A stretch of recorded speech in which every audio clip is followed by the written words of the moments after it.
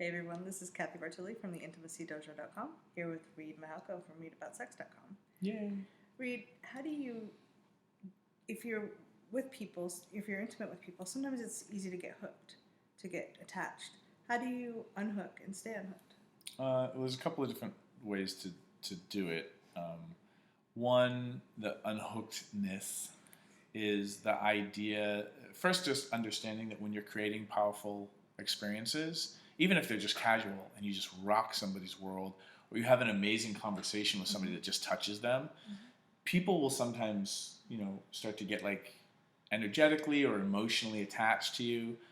Certainly if you create a really powerful experience physically, your body's, usually just, coursing through your veins is all this chemistry, oxytocin, all these different hormones. So like you're more prone to emotional bonding and imprinting at those times. What I do to stay unhooked or to unhook after some sort of powerful experience is to really kind of create this like mini closing situation. So like in Tantra, you'd almost have like a ritual. One to anchor yourself, one to ground yourself, but not just for those reasons, but to kind of acknowledge the experience that you just had and then kind of close it cleanly so it's just not kind of lingering.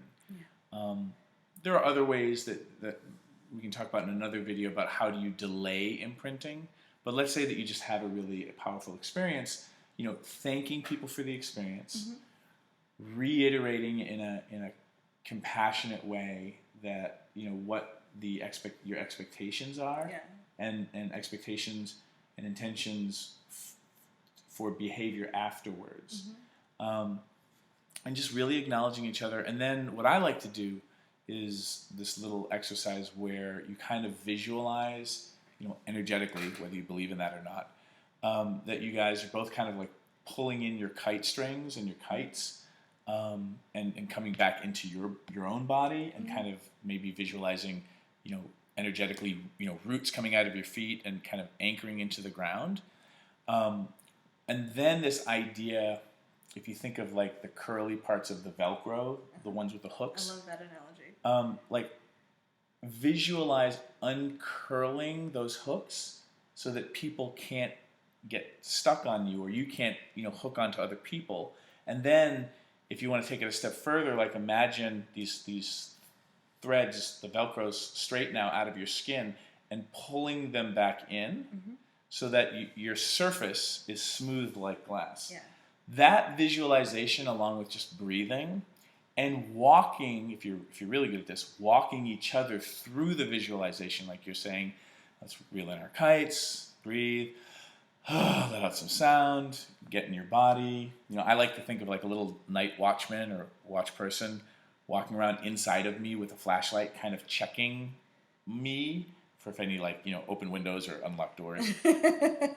But it's a way of getting me in, visualizing me inside my own body and not inside somebody else's body. It's a way of visualizing me being myself and whole. And then the Velcro and the pulling in of your threads is another visualization technique to keep you from being kind of unconsciously clingy. Like you're pulling yourself back into yourself, and enjoying the chemistry bath that you've created with somebody else, but it's my bath. The other thing that can be really useful, and I do this when I talk to people at conferences, when you have like a conference crush, and you're just like, oh, and it's kind of like when you go and see a live music show and you're in the audience and you're just like, the drummer's dreamy. Like you're crushing on the band. That's normal. Knowing it's normal helps. Label it and verbalize that you're crushing. So be like, that was a really lovely experience or a really powerful conversation. You really moved me. Thank you so much. Like, I might totally crush on you the rest of the day. Like, I'm excited that I met you. And label it and tell yourself and tell the other person, if you are crushing. If you're not crushing, don't fake it. But be like, wow, like I'm feeling really drawn to you and like I'm kind of crushing.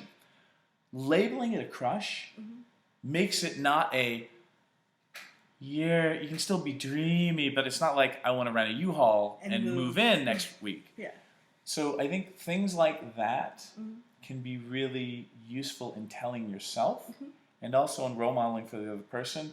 This is what we just had, and here's what we can expect. Yeah. That works really, really, really well for me. Yeah, that's great. I'd like to do talk about delaying attachment. Can we do another video on that? We'll do it next because we're gonna delay.